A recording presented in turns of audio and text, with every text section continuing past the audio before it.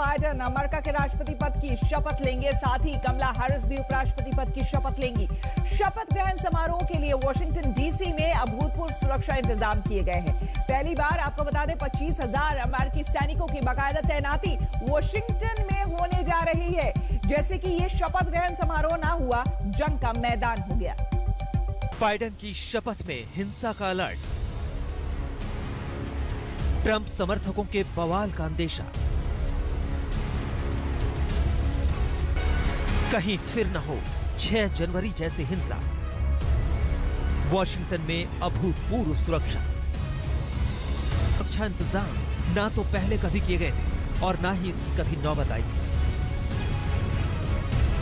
सुरक्षा के लिहाज से व्हाइट हाउस की किलेबंदी कर दी गई है। व्हाइट हाउस की सुरक्षा के लिए 3 लेयर बनाई जा रही है। देखिए किस तरह से व्हाइट हाउस के आसपास तारबंदी की गई है। अमेरिकी संसद भवन, कैपिटल हिल और उसके आसपास के इलाके, पेंसिल्वेनिया एवेन्यू और व्हाइट हाउस को आम जनता की पहुंच से दूर किया जा रहा है। व्हाइट हाउस के बाहर 8 फीट ऊंचे लोहे के बैरिकेड लगाए गए। वॉशिंगटन डीसी में नेशनल मॉल को बंद कर दिया गया है। पूरा शहर हाई अलर्ट पर है। कैपिटल बिल्डिंग, जो अभी तक सार्वजनिक जगहों में शामिल थी, उसके आसपास सुरक्षा बलों का पहरा। जो बाइडेन 20 जनवरी को अमेरिका के नए राष्ट्रपति की शपथ लेने वाले हैं, उसके पहले वॉशिंगटन को छावनी में तब्दील कर दिया गया है। वॉशिंगटन में सुरक्षा के लिए 25,000 नेशनल गार्ड की तैनाती हो रही है। इसके अलावा हजारों पुलिस अफसरों की भी तैनाती की जा रही है। नेशनल गार्ड्स को संभावित खतरों को भांपने की ट्रेनिंग दी गई है। पेंटागन ने शपथ ग्रहण समारोह के लिए नेशनल गार्ड्स के 15,000 सैनिकों की तैनाती की इजाजत दे दी है। 6,200 सैनिक पहले से वॉशिंगटन में तैनात थे। 7,000 से ज्यादा सैनिक दूसरे राज्यों से आ चुके हैं। शपथ ग्रहण के दिन 5,000 सैनिक दंगा विरोधी उपकरण और हथियारों से लैस होंगे। This sorrow and this tragedy, and we, the United States, can never allow this to happen again. It's the biggest security threat, internal, domestic security threat we've ever had since our Civil War. Of course, I think it's a huge security threat. It's going to be for us. Usually this is open, people, hundreds, maybe a couple, tens of thousands of people, and we get to see the new president be inaugurated, but we can't do that this year because of the violence that we saw last week. Washington DC में हजारों अमेरिकी सैनिक कदम ताल कर रहे हैं। चप्पे चप्पे पर पहरा है। सड़क पर सेना की गाड़ियां दौड़ रही हैं। पेंसिल्वेनिया एवेन्यू से व्हाइट हाउस जाने वाली सड़क पर आने जाने वालों की गाड़ियां रोककर कड़ी पूछताछ हो रही है। किसी भी हालात से निपटने की हर तैयारी है। सड़क पर मोटे मोटे डिवाइडरों का इंतजाम कर दिया गया है। 23 जनवरी तक नो पार्किंग की नोटिस भी चिपका दी गई है। पूरे वॉशिंगटन डीसी को सुरक्षा के लिहाज से अभेद्य किले में तब्दील कर दिया गया है। वॉशिंगटन डीसी से प्रतीक्षा घिल्डियाल के साथ आज तक ब्यूरो। अमेरिकी सुरक्षा एजेंसी FBI को ऐसे इनपुट मिले थे कि ट्रंप के समर्थक वॉशिंगटन ही नहीं बल्कि अमेरिका के 50 राज्यों की राजधानियों में बवाल कर सकते हैं। लिहाजा व्हाइट हाउस को अभेद्य दुर्ग में तब्दील कर दिया गया। हिंसा की आशंका और कोविड को देखते हुए शपथ ग्रहण कार्यक्रम में काफी बदलाव किए गए हैं। तो कल कैसा होगा जो बाइडेन और कमला हैरिस का शपथ ग्रहण समारोह, आइए देखते हैं।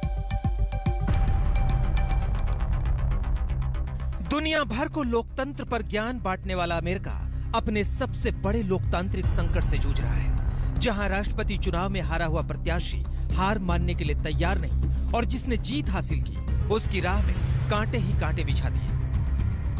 Yesterday, in my view, one of the darkest days in the history of our nation. An unprecedented assault on our democracy.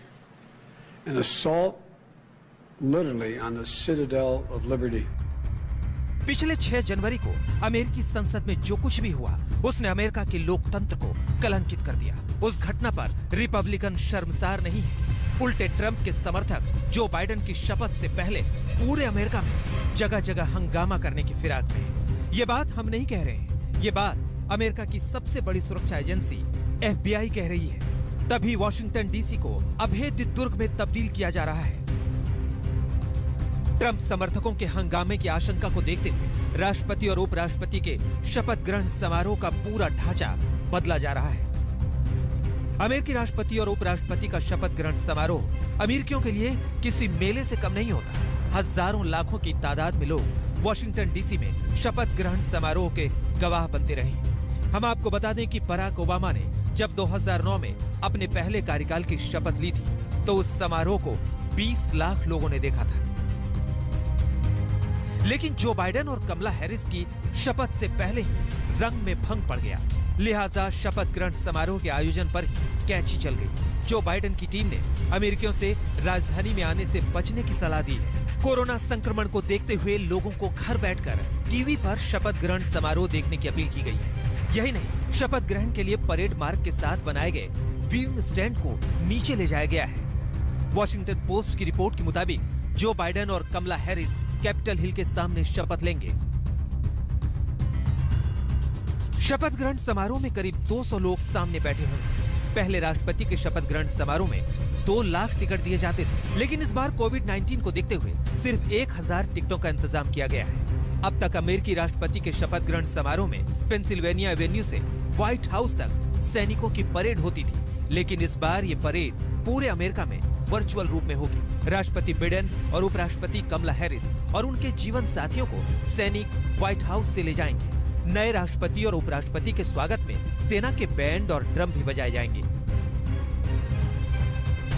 Joe Biden और कमला हैरिस की शपथ पर ट्रंप समर्थकों की हिंसा की आशंकाओं की छाया है, लेकिन इसका मतलब ये नहीं है कि ये कार्यक्रम रंगारंग नहीं होगा। हर बार की तरह इस बार भी धमाल होगा।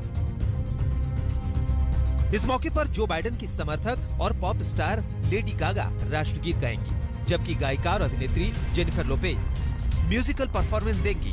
बिडेन की शपथ के बाद अभिनेता टॉम हैंक्स 90 मिनट की टेलीविजन प्रस्तुति देंगे। अमेरिका के तमाम चैनल्स में बाइडेन की शपथ का सीधा प्रसारण होगा। जो बाइडेन और कमला हैरिस के स्वागत के लिए तमिल मूल की महिलाएं पारंपरिक कोलम तैयार कर रही हैं। तमिलनाडु में कोलम की कलाकृति हर शुभ अवसर पर बनाई जाती है। ये तैयारी इस वजह से हो रही है कि उपराष्ट्रपति की शपथ ग्रहण कर रही कमला हैरिस भी तमिल मूल की हैं। जो बाइडेन के शपथ ग्रहण समारोह में बहुत कुछ ऐसा होगा जो पहले नहीं हुआ था।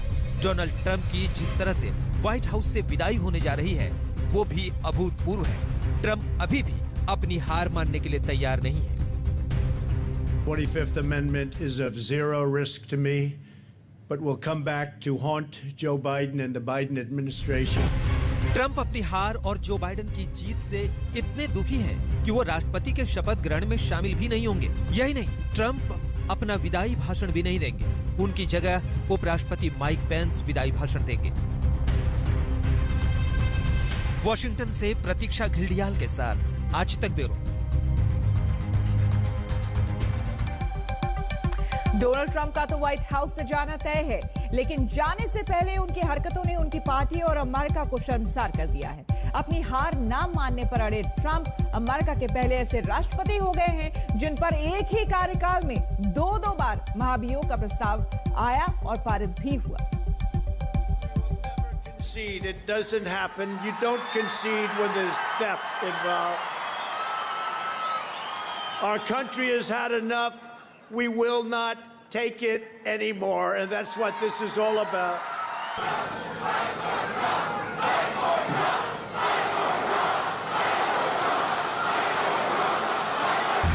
डेमोक्रेट हो या फिर रिपब्लिकन, अमेरिका में डोनाल्ड ट्रंप से पहले 44 राष्ट्रपति हुए, लेकिन ट्रंप जैसा राष्ट्रपति अमेरिका ने अपने लोकतांत्रिक इतिहास में कभी देखा ही नहीं।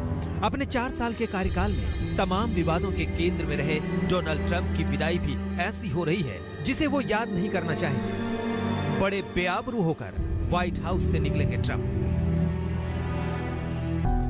पिछले दिनों अमेरिका में हुए राष्ट्रपति चुनाव में डोनाल्ड ट्रंप को उनके देशवासियों ने नकार दिया और जो बाइडेन को अपना समर्थन दिया, लेकिन ट्रंप तो हार के बावजूद हार मानने को तैयार नहीं थे। उन्होंने अपनी जीत साबित करने के लिए हर हथकंडा अपनाया। डोनाल्ड ट्रंप ने पहले तो चुनाव में धांधली का आरोप लगाया। ट्रंप ने चुनाव में धोखाधड़ी के खिलाफ कई अदालतों में याचिकाएं भी दाखिल की। ट्रंप ने बैलेट चोरी हो जाने जैसी कहानियां भी बनाई, जिसे अदालत ने खारिज कर दिया। ट्रंप अपनी हार मानने के लिए तैयार नहीं थे और उनकी हर कोशिश थी कि सत्ता उन्हीं के पास रहे। इसके लिए 6 जनवरी को उन्होंने सारी सीमाएं पार कर दी। ट्रंप ने अपने समर्थकों को हिंसा के लिए शह देने से भी गुरेज नहीं किया।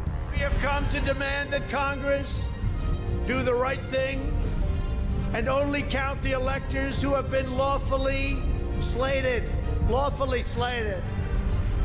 I know that everyone here will soon be marching over to the Capitol building to peacefully and patriotically. ये ट्रंप के उकसावे का ही असर था कि उनके समर्थक अमेरिकी संसद कैपिटल हिल में घुस गए। ऐसा हिंसक हंगामा जिससे अमेरिका दुनिया भर में शर्मसार हो गया। यही नहीं, उनकी अपनी पार्टी ने भी उनसे किनारा कर लिया। डेली मेल की रिपोर्ट की माने तो रिपब्लिकन पार्टी के नेताओं ने ट्रंप की मानसिक स्थिति पर चर्चा की है। हालात ऐसे बन गए थे कि ट्रंप व्हाइट हाउस छोड़ने पर राजी ही नहीं थे। नौबत महाभियोग तक आ गई। डोनाल्ड ट्रंप पहले ऐसे अमेरिकी राष्ट्रपति हैं जिनके खिलाफ एक ही कार्यकाल में 2 बार महाभियोग प्रस्ताव पारित हुआ। इस बार भी निचले सदन में ट्रंप के खिलाफ महाभियोग 197 के मुकाबले 232 वोटों से पारित हुआ। यही नहीं, रिपब्लिकन पार्टी के 10 सांसदों ने भी महाभियोग प्रस्ताव का समर्थन किया। 20 जनवरी को अमेरिका में जो बाइडेन और कमला हैरिस का युग आ रहा है। व्हाइट हाउस से ट्रंप की विदाई होनी तय है। ट्रंप भले ही विवादों में रहे हों, लेकिन आतंकवाद के खिलाफ उनके रुख के तमाम देश समर्थक भी रहे हैं। अब इतिहास उन्हें किस तरह से याद रखेगा, इंतजार कीजिए। आज तक ब्यूरो। नमस्कार, मैं हूं अंजना ओम कश्यप। हमें उम्मीद है ये वीडियो आपको पसंद आया होगा। लेटेस्ट खबरों के लिए यूं ही देखते रहिए आज तक, और इस वीडियो के पसंद आने पर लाइक, शेयर एंड सब्सक्राइब करना ना भूलें।